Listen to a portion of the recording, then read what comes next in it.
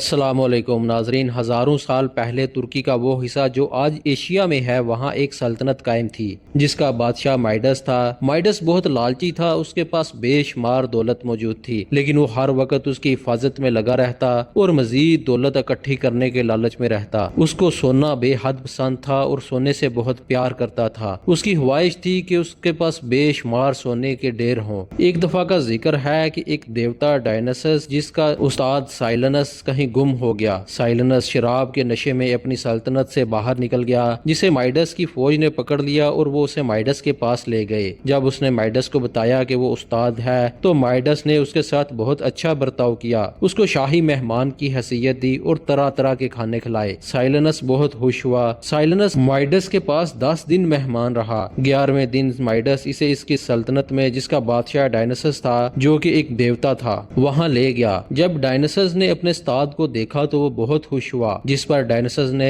جو کہ ایک دیوتا تھا، اس نے مائڈس کو آفر کی کہ تم اپنی کسی خواہش کا اظہار کرو، وہ چاہے جو کوئی بھی ہو، میں اس کو ضرور پورا کروں گا۔ مائڈس جو کہ ایک دولت مند سلطنت کا مالک تھا لیکن سونے سے بے پناہ پیار کرتا تھا، اس نے ڈائنسس کو بولا کہ میری خواہش ہے کہ جس چیز کو بھی میں ہاتھ لگاؤں وہ سونے کی ہو جائے، کیونکہ سونے سے مجھے بہت زیادہ پیار ہے، جس کی وجہ سے مجھے بہت خوشی ملے گی۔ ڈائنسس نے اس کو سمجھایا کہ دولت کی وجہ سے خوشی کبھی بھی نہیں مل سکتی، لیکن مائڈس بضد تھا کہ اس کی ایک یہی خواہش ہے کہ اس کے پاس بے شمار سونا ہو، وہ جس بھی چیز کو ہاتھ لگائے وہ سونے کی ہو جائے۔ جس پر ڈائنسس جو کہ ایک دیوتا تھا، اس نے اپنی شکتیاں استعمال کی اور اس کو ایک شکتی دے دی۔ اب مائڈس جس بھی چیز کو ہاتھ لگاتا وہ سونے کی ہو جاتی۔ مائڈس بہت خوش تھا، وہ وہاں سے نکلا اور اپنی سلطنت کی طرف چل پڑا۔ جیسے ہی وہ اپنی سلطنت میں پہنچا تو اس نے ہر چیز کو ہاتھ لگا کر سونے کا کرنا شروع کر دیا۔ مائڈس کی بیٹی جو کہ باغات سے بہت زیادہ پیار کرتی تھی، مائڈس نے اس کے باغ میں موجود تمام درختوں اور پھولوں کو سونے کا بنا دیا۔ مائڈس یہ سمجھتا تھا کہ یہ سب کچھ دیکھ کر اس کی بیٹی بہت خوش ہوگی۔ اس کے بعد وہ اپنے محل میں گیا، وہاں موجود تمام دیواریں، کھڑکیاں، دروازے سونے کے بنا دیے۔ اس کو بہت بھوک لگی ہوئی تھی۔ جب اس نے کھانا شروع کیا تو وہ جس بھی چیز کو ہاتھ لگاتا وہ سونے کی ہو جاتی۔ اب مائڈس کچھ بھی کھا یا پی نہیں سکتا تھا، وہ بہت پریشان ہوا۔ اتنی دیر میں اس کی بیٹی آئی اور وہ پریشان تھی اور رونے لگی۔ جب مائڈس نے پوچھا کہ کیا ہوا ہے تو وہ کہنے لگی کہ میرے باغ کے تو تمام پھول اور درخت سونے کے ہو گئے ہیں، جو کہ مجھے بالکل بھی پسند نہیں، مجھے ان پھولوں سے خوشبو بھی نہیں آ رہی، جس کی وجہ سے مائڈس بہت پریشان ہوا، کیونکہ وہ تو سمجھ رہا تھا کہ اس کی بیٹی جب دیکھے گی کہ اس کا باغ سونے کا ہو گیا ہے تو وہ بہت خوش ہوگی، لیکن اس کے برعکس وہ رو رہی تھی اور پریشان تھی۔ بادشاہ خود بھی پریشان تھا، بھوک کے مارے اس کے برا حال تھا۔ اب اس کو اپنی اس طاقت سے نفرت ہونے لگی۔ وہ پھر ڈائنسس کے پاس گیا اور اس سے واسطہ دیا کہ کسی طرح سے میری یہ طاقت واپس لے لو، مجھے یہ نہیں چاہیے۔ ڈائنسس نے اس کو کہا کہ تم دریائے پیکٹولس کا پانی لے جاؤ اور جو بھی چیز تم ریورس کرنا چاہتے ہو وہ پانی اوپر گرا دو، وہ واپس اپنی اصلی حالت میں آ جائے گی۔ مائڈس نے ایسا ہی کیا اور اپنی بیٹی کو واپس انسان بنا دیا۔ اس کے بعد تمام چیزیں اپنی اصلی حالت میں واپس لے آیا، لیکن اب اس کے پاس وہ طاقت نہیں تھی جس کی وجہ سے وہ کسی بھی چیز کو سونے کا بنا دے، لیکن پھر بھی وہ بہت خوش تھا، کیونکہ اس کو بھی یقین ہو گیا تھا کہ خوشیاں دولت سے نہیں خریدی جا سکتی۔ ناظرین، اگر آپ کو ہماری یہ ویڈیو پسند آئی ہے تو اس کو لائک اور شیئر کریں، اور مزید ایسی ویڈیوز دیکھنے کے لیے ہمارے چینل کو سبسکرائب کریں۔ اگلی ویڈیو تک کے لیے اللہ حافظ۔